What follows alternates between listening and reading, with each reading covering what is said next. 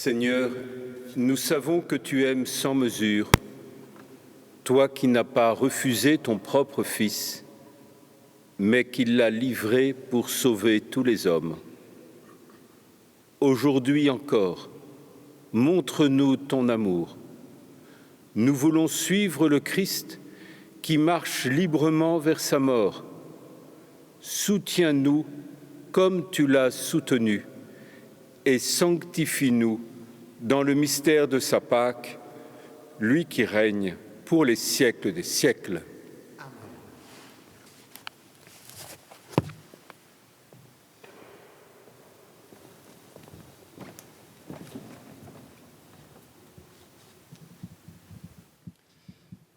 Lecture du prophète Isaïe. Mon serviteur réussira, dit le Seigneur. Il montera, il s'élèvera, il sera exalté. La multitude avait été consternée en le voyant, car il était si défiguré qu'il ne ressemblait plus à un homme. Il n'avait plus l'apparence d'un fils d'homme. Il étonnera de même une multitude de nations.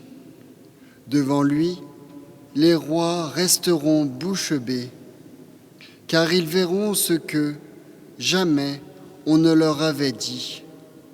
Ils découvriront ce dont ils n'avaient jamais entendu parler. Qui aurait cru ce que nous avons entendu? Les bras puissants du Seigneur, à qui s'est-il révélé? Devant lui, le Seigneur a poussé, comme pousse une plante chétive, une racine dans une terre aride. Il était sans apparence ni beauté qui attire nos regards. Son aspect n'avait rien pour nous plaire. Méprisé, abandonné des hommes, homme de douleur, familier de la souffrance, il était pareil à celui devant qui on se voile la face, et nous l'avons méprisé, compté pour rien. En fait, c'étaient nos souffrances qu'il portait, nos douleurs dont il était chargé, et nous pensions qu'il était frappé, meurtri par Dieu, humilié.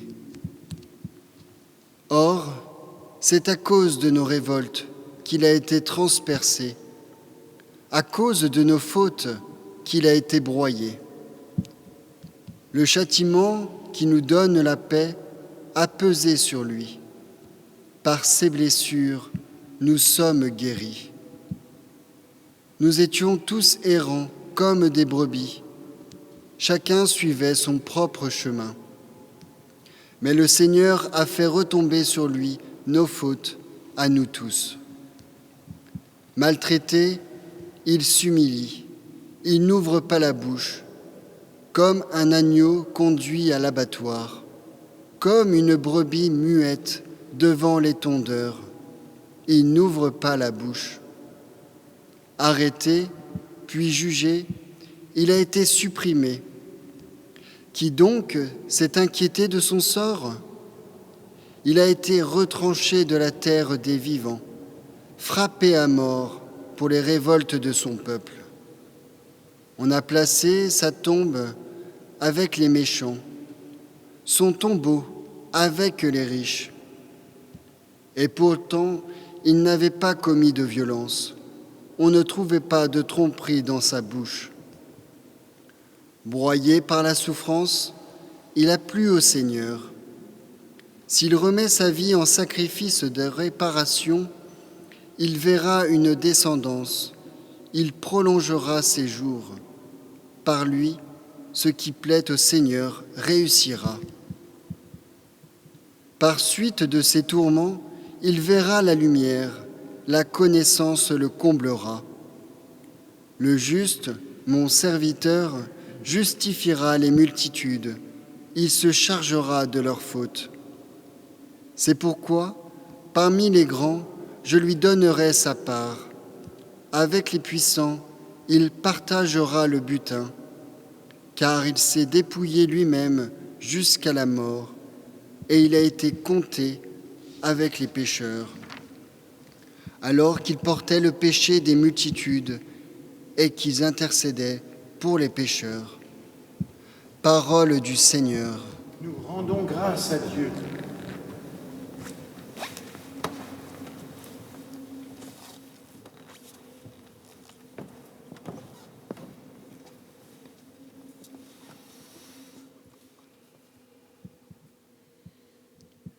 Ô Père, en tes mains, je remets mon esprit.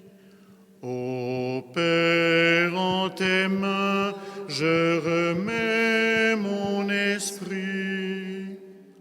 En toi, Seigneur, j'ai mon refuge. Garde-moi d'être humilié pour toujours. En tes mains, je remets mon esprit. Tu me rachètes, Seigneur, Dieu de vérité. Ô Père, en tes mains, je remets mon esprit. Je suis la risée de mes adversaires et même de mes voisins.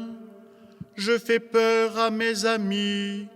S'ils me voient dans la rue, ils me fuient. Ô Père, en tes mains, je remets mon esprit. On m'ignore comme un mort oublié, comme une chose qu'on jette. J'entends les calomnies de la foule, ils s'accordent pour m'ôter la vie. Ô Père, en tes mains, je remets mon esprit. Moi, je suis sûr de toi, Seigneur. Je dis, tu es mon Dieu. Mes jours sont dans ta main, délivre-moi des mains hostiles qui s'acharnent. Ô Père, en tes mains, je remets mon esprit. Sur ton serviteur que s'illumine ta face, sauve-moi par ton amour. Soyez forts, prenez courage, vous tous qui espérez le Seigneur. Ô Père, en tes mains, je remets mon esprit.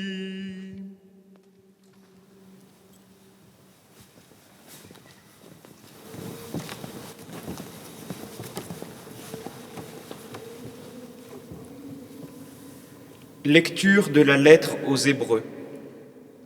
Frères, en Jésus, le Fils de Dieu, nous avons le grand prêtre par excellence, celui qui a traversé les cieux. Tenons donc ferme l'affirmation de notre foi.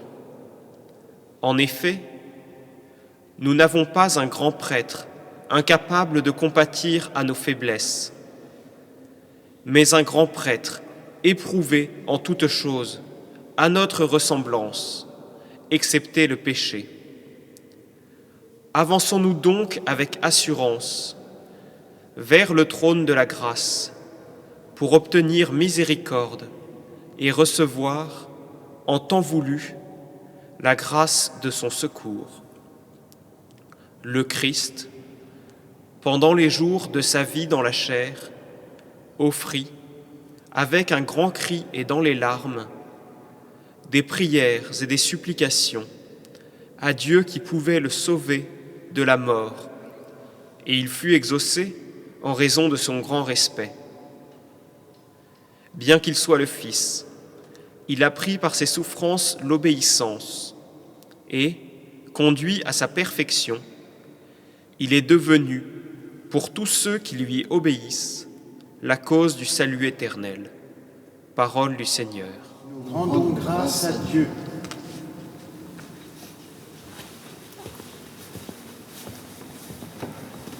Le Christ s'est fait obéissance.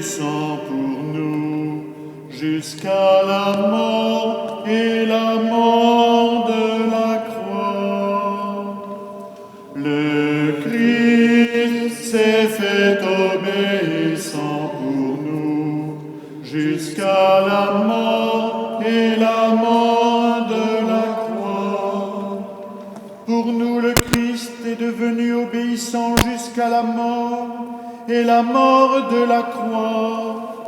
C'est pourquoi Dieu l'a exalté, il l'a doté du nom qui est au-dessus de tout nom. Le Christ s'est fait obéissant pour nous, jusqu'à la mort et la mort de la croix.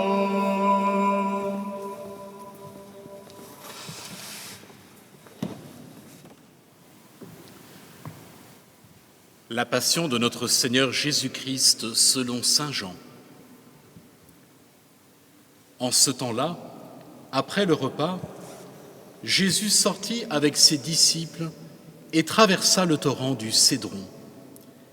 Il y avait là un jardin dans lequel il entra avec ses disciples. Judas, qui le livrait, connaissait l'endroit lui aussi, car Jésus et ses disciples s'y étaient souvent réunis. Judas, avec un détachement de soldats, ainsi que des gardes envoyés par les grands prêtres et les pharisiens, arrive à cet endroit. Ils avaient des lanternes, des torches et des armes. Alors Jésus, sachant que tout ce qui lui allait lui arriver, s'avança et leur dit : « Qui cherchez-vous » Ils lui répondirent : « Jésus, le Nazaréen. » Il leur dit : « C'est moi, je le suis. » Judas, qui le livrait, se tenait avec eux. Quand Jésus leur répondit : « C'est moi, je le suis », ils reculèrent et ils tombèrent à terre. Il leur demanda de nouveau : « Qui cherchez-vous » Ils dirent : « Jésus, le Nazaréen. » Jésus répondit : « Je vous l'ai dit, c'est moi, je le suis. Si c'est bien moi que vous cherchez, ceux-là, laissez-les partir. » Ainsi s'accomplissait la parole qu'il avait dite : « Je n'ai perdu aucun de ceux que tu m'as donnés. » Or Simon-Pierre avait une épée. Il la tira, frappa le serviteur du grand prêtre et lui coupa l'oreille droite. Le nom de ce serviteur était Malchus. Jésus dit à Pierre : « Remets ton épée au fourreau. La coupe que m'a donnée le Père, vais-je refuser de la boire ?» Alors la troupe, le commandant et les gardes juifs se saisirent de Jésus et le ligotèrent. Ils l'emmenèrent d'abord chez Anne, beau-père de Caïphe, qui était grand prêtre cette année-là. Caïphe était celui qui avait donné aux Juifs ce conseil : il vaut mieux qu'un seul homme meure pour le peuple. Or Simon-Pierre, ainsi qu'un autre disciple, suivait Jésus. Comme ce disciple était connu du grand prêtre, il entra avec Jésus dans le palais du grand prêtre. Pierre se tenait près de la porte, dehors. Alors l'autre disciple, celui qui était connu du grand prêtre, sortit, dit un mot à la servante qui gardait la porte et fit entrer Pierre. Cette jeune servante dit alors à Pierre : « N'es-tu pas, toi aussi, l'un des disciples de cet homme ?» Il répondit : « Non, je ne le suis pas. » Les serviteurs et les gardes se tenaient là. Comme il faisait froid, ils avaient fait un feu de braise pour se réchauffer. Pierre était avec eux, en train de se chauffer. Le grand prêtre interrogea Jésus sur ses disciples et sur son enseignement. Jésus lui répondit : « Moi, j'ai parlé au monde ouvertement. J'ai toujours enseigné à la synagogue et dans le temple, là où tous les Juifs se réunissent. Et je n'ai jamais parlé en cachette. Pourquoi m'interroges-tu ? Ce que je leur ai dit, demande-le à ceux qui m'ont entendu. Eux savent ce que j'ai dit. » À ces mots, un des gardes qui était à côté de Jésus lui donna une gifle en disant : « C'est ainsi que tu réponds au grand prêtre ?» Jésus lui répliqua : « Si j'ai mal parlé, montre ce que j'ai dit de mal.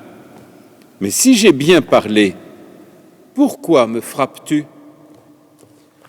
Anne l'envoya, toujours ligoté, au grand prêtre Caïphe. Simon-Pierre était donc en train de se chauffer. On lui dit « N'es-tu pas toi aussi l'un de ses disciples ?» Pierre le nia et Non. dit « Je ne le suis pas. » Un des serviteurs du grand prêtre, parent de celui à qui Pierre avait coupé l'oreille, insista. « Est-ce que moi je ne t'ai pas vu dans le jardin avec lui ?» Encore une fois, Pierre le nia. Et aussitôt, un coq chanta. Alors on emmène Jésus de chez Caïphe au prétoire. C'était le matin. Ceux qui l'avaient emmené n'entrèrent pas dans le prétoire pour éviter une souillure et pouvoir manger l'agneau pascal.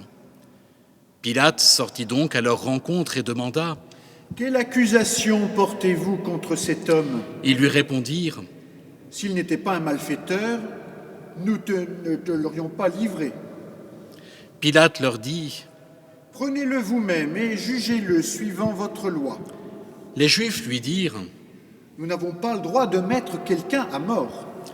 Ainsi s'accomplissait la parole que Jésus avait dite pour signifier de quel genre de mort il allait mourir. Alors Pilate rentra dans le prétoire. Il appela Jésus et lui dit « Es-tu le roi des Juifs ?» Jésus lui demanda Dis-tu cela de toi-même ou bien d'autres te l'ont dit à mon sujet ? Pilate répondit Est-ce que je suis juif, moi ? Ta nation et les grands prêtres t'ont livré à moi. Qu'as-tu donc fait ? Jésus déclara Ma royauté n'est pas de ce monde. Si ma royauté était de ce monde, j'aurais des gardes qui se seraient battus pour que je ne sois pas livré aux Juifs. En fait, ma royauté n'est pas d'ici. Pilate lui dit Alors, tu es roi ?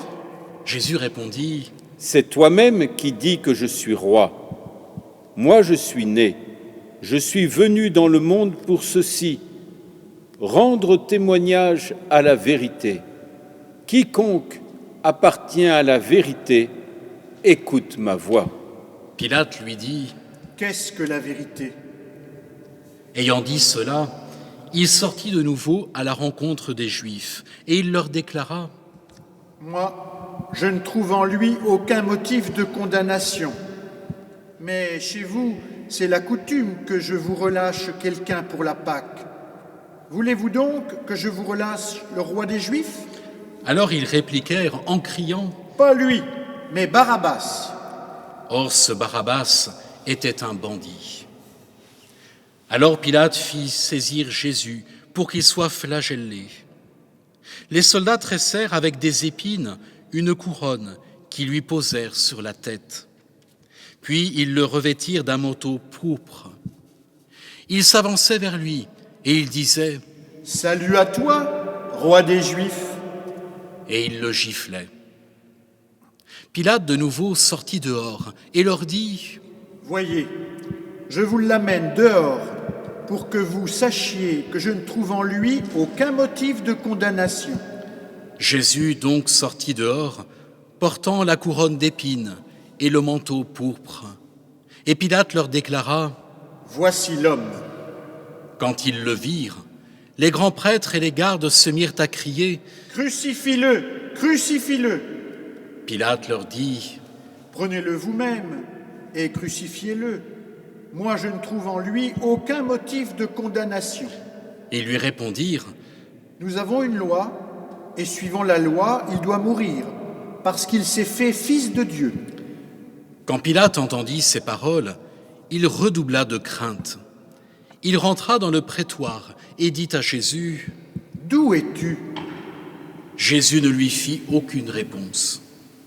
Pilate lui dit alors Tu refuses de me parler à moi ?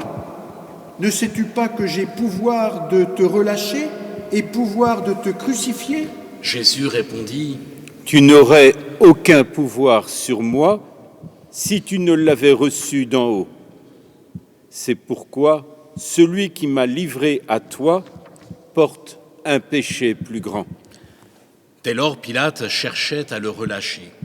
Mais des Juifs se mirent à crier : « Si tu le relâches, tu n'es pas un ami de l'empereur. Quiconque se fait roi s'oppose à l'empereur. » En entendant ces paroles, Pilate amena Jésus au dehors. Il le fit asseoir sur une estrade, au lieu dit le dallage, en hébreu Gabbata. C'était le jour de la préparation de la Pâque, vers la 6e heure, environ midi. Pilate dit aux Juifs : « Voici votre roi. » Alors ils crièrent : « À mort, à mort, crucifie-le. » Pilate leur dit : « Vais-je crucifier votre roi ?» Les grands prêtres répondirent : Nous n'avons pas d'autre roi que l'empereur. Alors il leur livra Jésus pour qu'il soit crucifié. Ils se saisirent de Jésus et lui-même, portant sa croix, sortit en direction du lieu dit le crâne ou calvaire, qui se dit en hébreu Golgotha.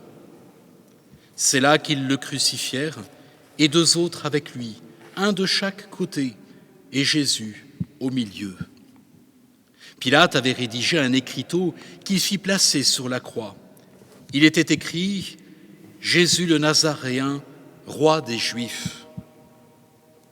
Beaucoup de Juifs lurent cet écriteau parce que l'endroit où l'on avait crucifié Jésus était proche de la ville et que c'était écrit en hébreu, en latin et en grec.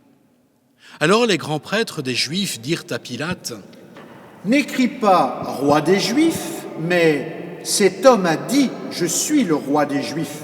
Pilate répondit : « Ce que j'ai écrit, je l'ai écrit. » Quand les soldats eurent crucifié Jésus, ils prirent ses habits. Ils en firent 4 parts, une pour chaque soldat. Ils prirent aussi la tunique.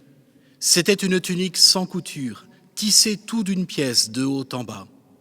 Alors ils se dirent entre eux : « Ne la déchirons pas, désignons par le sort celui qui l'aura. » Ainsi s'accomplissait la parole de l'Écriture : « Ils se sont partagés mes habits, ils ont tiré au sort mon vêtement. » C'est bien ce que firent les soldats. Or, près de la croix de Jésus se tenait sa mère, et la sœur de sa mère, Marie, femme de Cléophas, et Marie-Madeleine.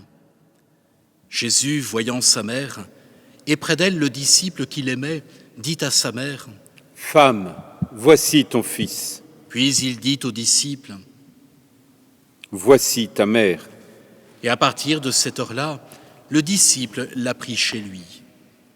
Après cela, sachant que tout désormais était achevé, pour que l'Écriture s'accomplisse jusqu'au bout, Jésus dit : « J'ai soif. » Il y avait là un récipient plein d'une boisson vinaigrée. On fixa donc une éponge remplie de ce vinaigre à une branche d'hysope, et l'on approcha de sa bouche. Quand il eut pris le vinaigre, Jésus dit : « Tout est accompli. » Puis, inclinant la tête, il remit l'esprit.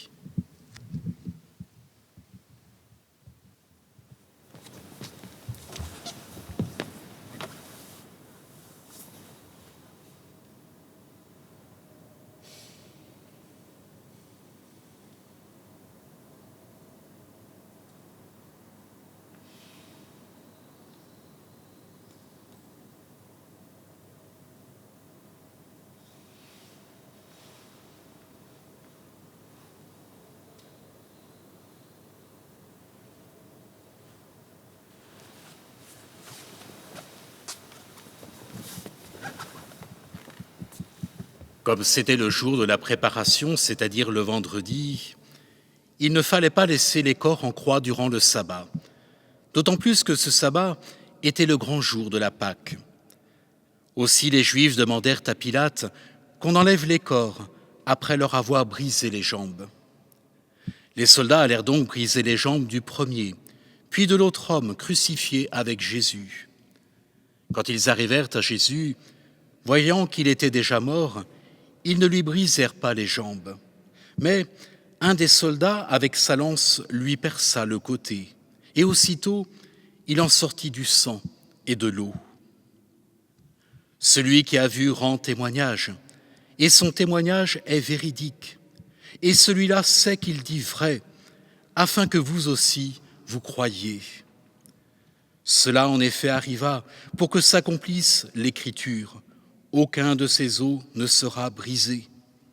Un autre passage de l'Écriture dit encore « Ils lèveront les yeux vers celui qu'ils ont transpercé. » Après cela, Joseph d'Arimathie, qui était disciple de Jésus, mais en secret par crainte des Juifs, demanda à Pilate de pouvoir enlever le corps de Jésus. Et Pilate le permit. Joseph vint donc enlever le corps de Jésus. Nicodème, celui qui, au début, était venu trouver Jésus pendant la nuit, vint lui aussi. Il apportait un mélange de myrrhe et d'aloès, pesant environ 100 livres. Ils prirent donc le corps de Jésus, qu'ils lièrent de linge, en employant les aromates, selon la coutume juive, d'ensevelir les morts. À l'endroit où Jésus avait été crucifié, il y avait un jardin, et dans ce jardin, un tombeau neuf, dans lequel on n'avait encore déposé personne. À cause de la préparation de la Pâque juive, et comme ce tombeau était proche, c'est là qu'ils déposèrent Jésus.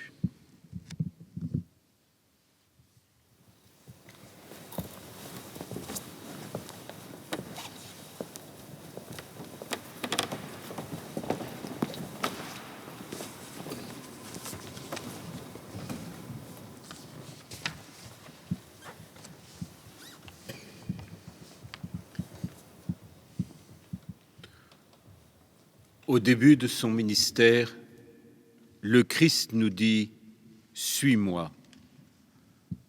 Au début de ce chemin de sa passion, il nous demande aussi de le suivre. Sur ses joues coulent les larmes du Seigneur devant la misère des hommes, devant tout ce que les hommes souffrent, coulent les larmes du Seigneur devant la mort, car Dieu n'a pas créé l'homme pour la mort, mais pour la vie. Et sur ses joues, cette douleur de l'homme ne cesse de couler comme un appel à la vie. Car c'est bien pour consoler l'homme, pour réconforter l'homme, qu'il a donné sa vie jusqu'à la croix. Suis-moi. Cet appel du Christ est un appel à lui apporter consolation et secours dans cette passion, la passion du Christ, mais consolation et secours dans la vie des hommes aujourd'hui, pour toutes les victimes de cette pandémie, mais aussi pour toutes les victimes de la faim, pour toutes les victimes qui gisent sur le bord de la route de l'humanité. Oui, qui lui apportera consolation? Et Isaïe de répondre « Moi, Seigneur, envoie-moi ».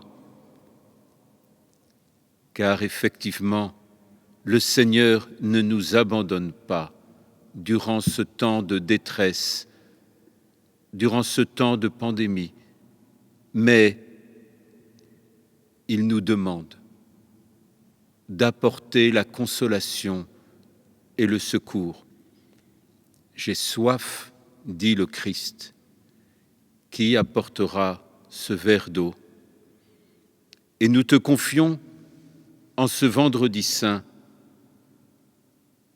tous ceux qui sont victimes de cette pandémie, victimes de la maladie, de la souffrance. Nous te confions les soignants, les bénévoles. Chacun d'eux, à leur manière, nous redisent le cri du Christ. Aimez-vous les uns les autres. Un grand amour nous attend. Le Christ a les bras ouverts sur la croix, ouverts pour nous accueillir, ouverts pour nous donner son amour, ouverts pour recevoir l'offrande de notre existence. Oh certes, il n'a plus figure humaine sur cette croix, Au regard des hommes, il peut sembler rejeté, et cependant c'est dans ce chemin et par ce chemin qu'il vient nous apporter la consolation. Ce sont nos blessures qu'il portait, c'était pour nous qu'il donnait sa vie. Un grand amour nous attend sur la croix, il a les bras ouverts pour nous donner cet amour. Cet amour qui rejoint aujourd'hui comme hier tous les hommes, toutes nos souffrances. Il n'y a aucune souffrance que le Seigneur ne voudrait consoler, aucune solitude qu'il ne voudrait rejoindre. C'est à chacun d'entre vous qu'il veut dire, en donnant sa vie jusqu'au dernier souffle, dans les larmes qui coulent sur ses joues, comme les larmes qui coulent sur les joues de toute l'humanité, qu'il veut dire un « je t'aime » infini, dans la confiance et la foi, dans l'amour de Dieu le Père, le Consolateur, celui qui peut ressusciter les morts. Au pied de la croix, il y a ce regard de la Vierge Marie dressé sur son Fils, le regard de Marie, plein des larmes de celle qui voit le salut, dont le prix est l'amour jusqu'au bout. Il y a la Vierge Marie qui recueille dans ses bras le corps de son Fils, le corps de Jésus, ultime glaive qui traverse le cœur de la mère du Christ. Elle reçoit le corps de Jésus comme elle reçoit le corps de toute personne qui, hier et aujourd'hui, sont en train de mourir et meurent. Oui, ce corps de celui qui meurt, il est temple de l'Esprit, il est tabernacle de Dieu, il porte en lui une dignité unique. Et c'est cette dignité que tous ceux qui accompagnent aujourd'hui les hommes et les femmes dans le deuil viennent révéler par cette présence qui simplement dit « Celui que vous avez, qui vous a quitté, il est temple de l'Esprit, il est tabernacle de Dieu. » Au long des obsèques célébrées par tant de prêtres du Berry et de toute la France, dans les situations difficiles que nous connaissons, mais l'Église continue et continuera toujours à célébrer les obsèques de tous ceux qui nous quittent au cœur de cette pandémie, car justement, c'est à travers ce geste que l'on peut dire la consolation du Christ à l'humanité, c'est à travers cette force des prêtres et des diacres à servir l'homme dans la douleur et à célébrer ses obsèques que nous disons la Vierge Marie, qui reçoit dans ses bras le corps mort de son Fils, mais ce corps, temple de l'Esprit, est tabernacle du Seigneur. Évidemment, aujourd'hui, dans les circonstances particulières, nous pouvons nous demander quelle est la maladie de l'homme qui crucifie le Christ. Quelle est la maladie de notre cœur qui ne console pas le Christ, qui n'apporte pas la consolation? Qu'est-ce que Dieu guérit dans sa passion et dans sa mort de notre propre humanité, dans ce qu'elle a dans ce pèlerinage sur la terre? Il me semble alors qu'il faut peut-être souligner combien l'idolâtrie de l'individualisme est une idolâtrie qui vient diviser l'humanité, qu'il y a une vraie idolâtrie de l'individualisme qui se traduit évidemment par un asservissement à l'argent, par la manière dont on asservit la terre et la nature, mais dont on asservit aussi parfois son prochain. Peut-être qu'à travers cette pandémie, en la célébrant au milieu du temps de Pâques, nous pouvons demander au Seigneur d'être guéris de l'idolâtrie individualiste pour entrer dans la liberté de la fraternité et du don de soi-même. Car la croix est d'abord ce lieu où Dieu donne sa vie en surabondance, dans son pardon. Père, pardonne-leur, ils ne savent pas ce qu'ils font. Dans son corps et dans son sang, ceci est mon corps de cette vie qui jaillira du tombeau. Il vient parce qu'il veut notre bonheur et que le Christ ne s'opposera jamais au bonheur de l'homme, mais que le bonheur de l'homme se trouvera dans le Christ. Parce que la liberté va toujours avec l'amour qui se donne et que jamais l'amour ne sera un ennemi de la liberté, mais que la liberté sera le signe que l'on aime et que l'on aime en vérité. Parce que la vulnérabilité de l'homme et la faiblesse de l'homme ne s'opposera jamais à la force qui soulève l'humanité pour lui apporter la joie et l'espérance, mais au contraire que la vulnérabilité en est la force et l'encouragement. Oui, oser se dire qu'aujourd'hui peut-être nous avons à lutter contre l'idolâtrie de l'individualisme, c'est oser croire en la liberté, en l'amour qui se dit dans la fraternité, dans le don de soi-même, dans le respect de l'autre, dans l'attention aux plus faibles, dans l'attention aux plus pauvres, et particulièrement aujourd'hui dans les familles en difficulté. Et nous en avons de nombreux exemples. Il n'y a qu'à voir les difficultés financières dues au confinement et à la fermeture des cantines.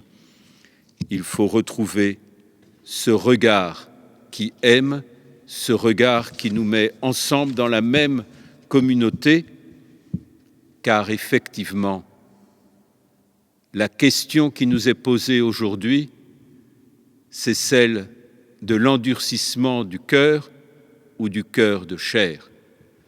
Devant le Christ qui se donne totalement à nous, oserons-nous avoir un cœur indifférent ou oserons-nous avoir un cœur qui se laisse toucher?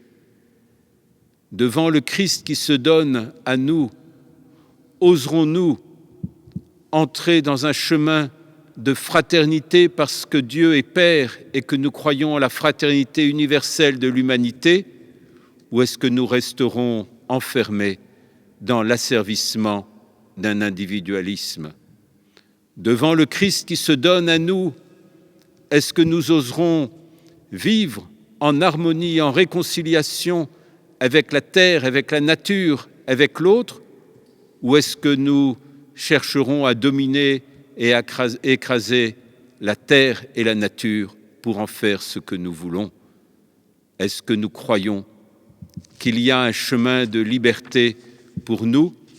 Est-ce que nous croyons que l'endurcissement du cœur est le chemin du salut, ou que le cœur de chair, dans sa vulnérabilité, sa souffrance et sa faiblesse, ouvre un chemin de résurrection et de vie?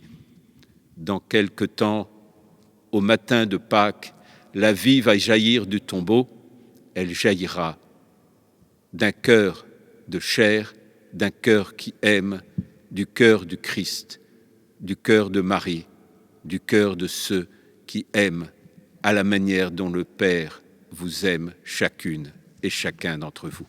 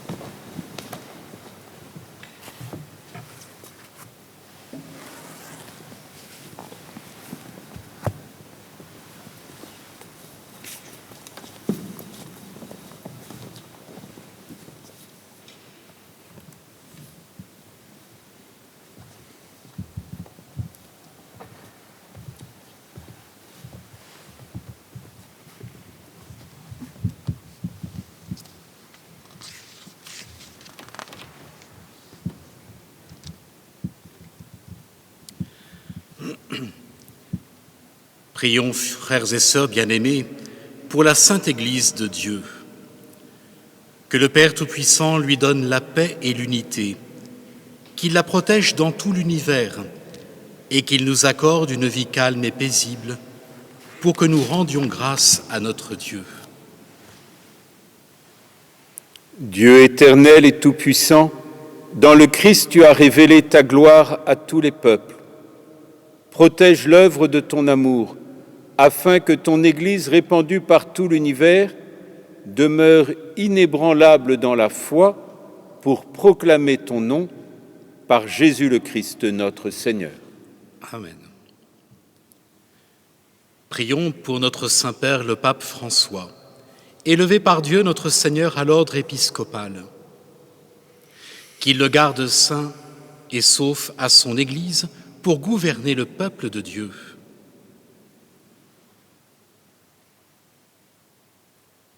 Dieu éternel et tout-puissant, dont la sagesse organise toutes choses, daigne écouter notre prière. Protège avec amour le pape que tu as choisi, afin que, sous la conduite de ce pasteur, le peuple chrétien que tu gouvernes progresse toujours dans la foi par Jésus le Christ notre Seigneur. Amen. Prions pour notre évêque Jérôme, pour tous les évêques, les prêtres, les diacres, pour tous ceux qui remplissent des ministères dans l'Église et pour l'ensemble du peuple des croyants.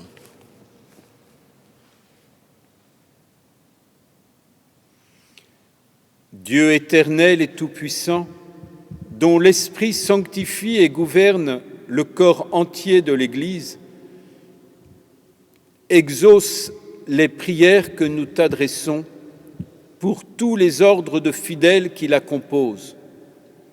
Que chacun d'eux, par le don de ta grâce, te serve avec fidélité par Jésus le Christ notre Seigneur. Amen. Prions pour les catéchumènes, en particulier pour ceux de notre diocèse. Que Dieu, notre Seigneur, ouvre leur intelligence et leur cœur et les accueille dans sa miséricorde.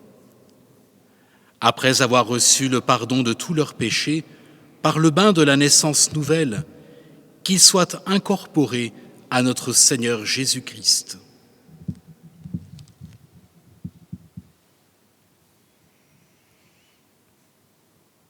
Dieu éternel et tout-puissant, toi qui assures toujours la fécondité de ton Église, augmente en nos catéchumènes l'intelligence et la foi, qu'ils renaissent à la source du baptême et prennent place parmi tes enfants d'adoption par Jésus le Christ notre Seigneur.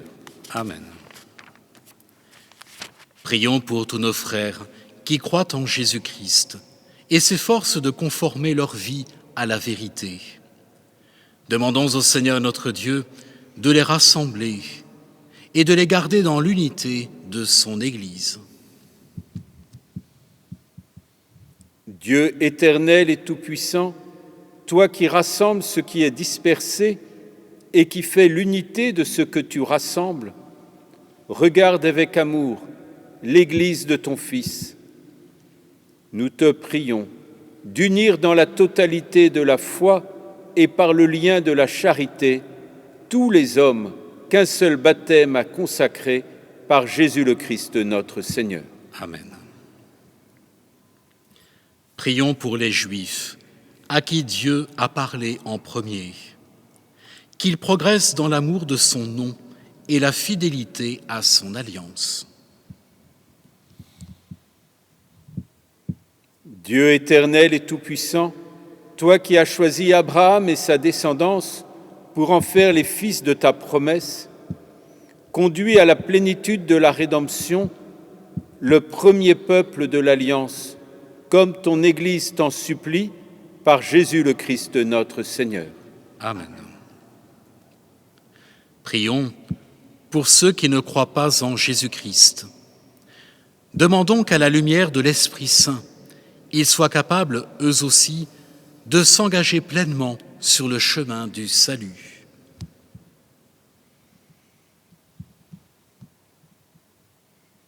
Dieu éternel et tout-puissant, donne à ceux qui ne croient pas au Christ d'aller sous ton regard avec un cœur sincère, afin de parvenir à la connaissance de la vérité, et donne-nous de mieux nous aimer les uns les autres et d'ouvrir davantage notre vie à la tienne pour être dans le monde de meilleurs témoins de ton amour par Jésus le Christ notre Seigneur.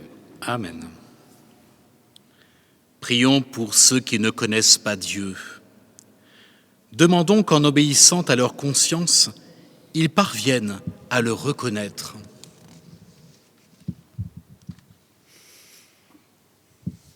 Dieu éternel et tout-puissant, toi qui as créé les hommes pour qu'ils te cherchent de tout leur cœur et que leur cœur s'apaise en te trouvant, fais qu'au milieu des difficultés de ce monde, tous puissent discerner les signes de ta bonté et rencontrer des témoins de ton amour, qu'ils aient le bonheur de te reconnaître, toi le seul vrai Dieu et le Père de tous les hommes, par Jésus le Christ, notre Seigneur. Amen.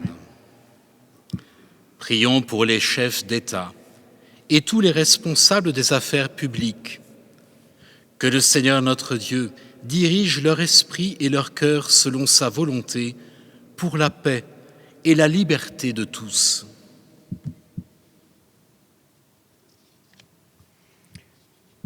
Dieu éternel et tout-puissant, toi qui tiens en ta main le cœur des hommes et garantis les droits des peuples, viens en aide à ceux qui exercent le pouvoir, que partout sur la terre s'affermisse avec ta grâce la sécurité et la paix, la prospérité des nations et la liberté religieuse par Jésus le Christ notre Seigneur. Amen. Prions pour tous ceux qui souffrent des conséquences de l'épidémie actuelle. Que Dieu notre Père accorde la santé aux malades, la force au personnel soignant, le réconfort aux familles et le salut à toutes les personnes qui ont trouvé la mort. Dieu éternel et tout-puissant, refuge de ceux qui souffrent, regarde avec compassion la détresse de tes enfants, atteints par cette épidémie. Soulage la douleur des malades, donne la force à ceux qui les soignent, accueille dans ta paix ceux qui sont morts, et en ce temps d'épreuve, accorde à tous le réconfort de ta miséricorde par le Christ notre Seigneur. Amen.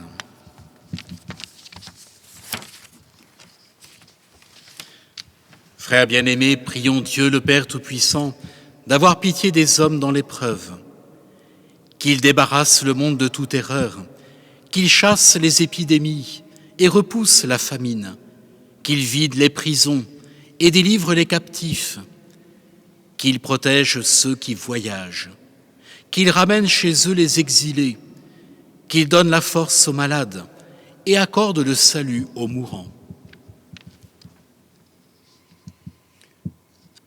Dieu éternel et tout-puissant, consolation des affligés, force de ceux qui peinent, entends les prières des hommes qui t'appellent, quelle que soit leur souffrance, qu'ils aient la joie de trouver dans leur détresse le secours de ta miséricorde par Jésus le Christ notre Seigneur.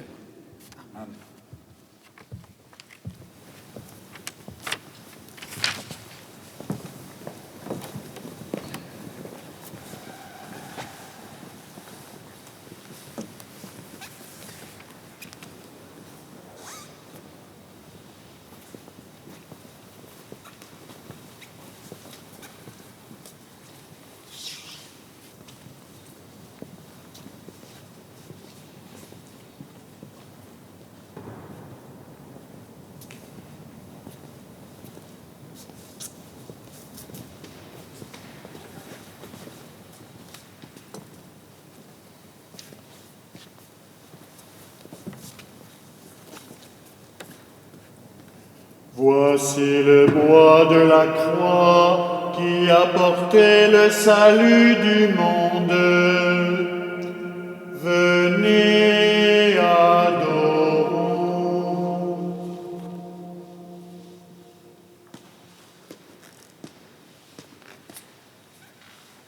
Voici le bois de la croix qui a porté le salut du monde.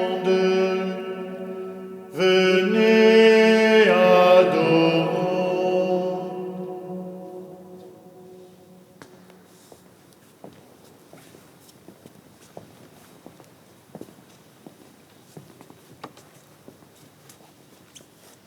Voici le bois de la croix qui a porté le salut du monde. Venez, adorons.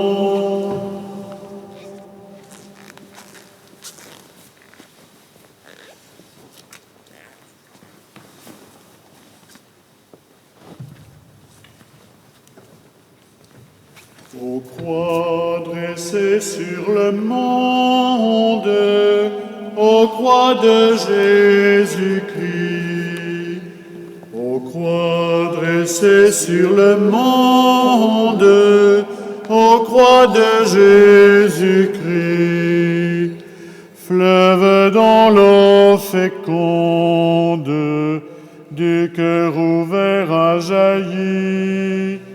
Par toi la vie surabonde, aux croix de Jésus-Christ. Aux croix sublime folie, aux croix de Jésus-Christ.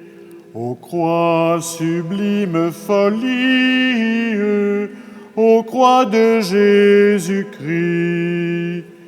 Dieu rend par toi la vie et nous rachète à grand prix.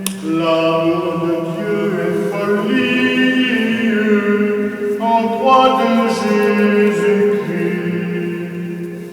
Aux croix sagesse suprême, aux croix de Jésus-Christ. Aux croix sagesse suprême, aux croix de Jésus-Christ, le Fils de Dieu lui-même, jusqu'à la mort obéit. Ton dénuement est extrême, aux croix de Jésus-Christ. Aux croix victoire éclatante, aux croix de Jésus-Christ, aux croix victoire éclatante, aux croix de Jésus-Christ, tu jugeras le monde au jour que Dieu s'est choisi. Croix à jamais triomphante, aux croix de Jésus-Christ.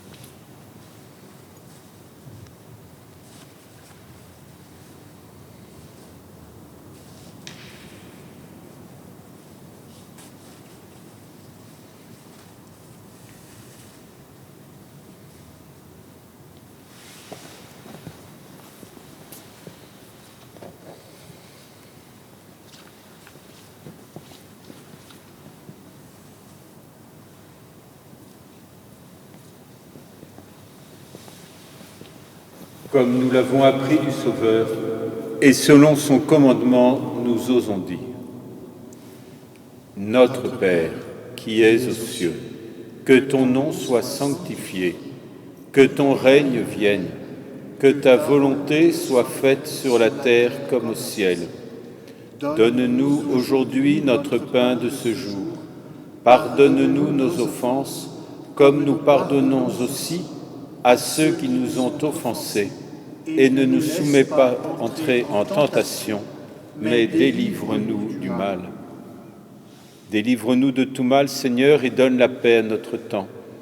Par ta miséricorde, libère-nous du péché, rassure-nous devant les épreuves, en cette vie où nous espérons le bonheur que tu promets, l'avènement de Jésus-Christ, notre Sauveur. C'est à toi qu'appartiennent le règne, la puissance et la gloire pour les siècles des siècles.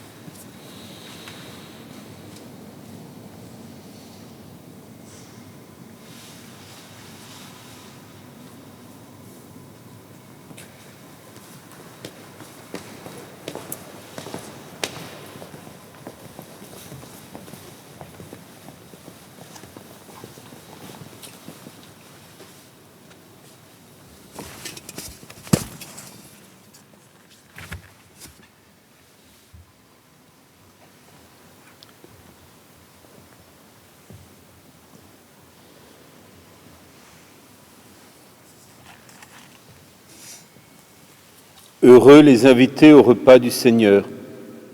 Voici l'agneau de Dieu qui enlève le péché du monde.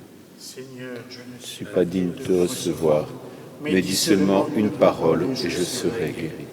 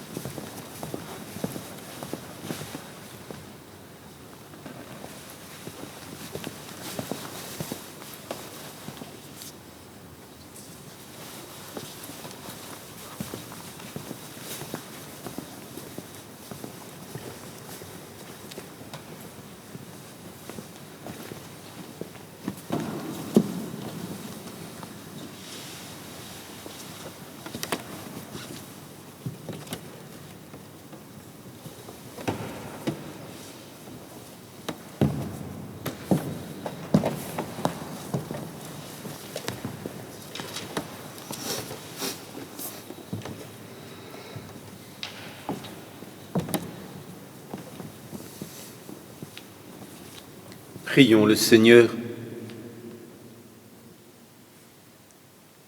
Dieu de puissance et de miséricorde, toi qui nous as renouvelés par la mort et la résurrection de ton Christ, entretiens en nous l'œuvre de ton amour. Que notre communion à ce mystère consacre notre vie à ton service par Jésus le Christ notre Seigneur. Que ta bénédiction, Seigneur, descende en abondance sur ton peuple qui a célébré la mort de ton Fils dans l'espérance de sa propre résurrection. Accorde-lui pardon et réconfort, augmente sa foi, assure son éternelle rédemption par Jésus le Christ notre Seigneur.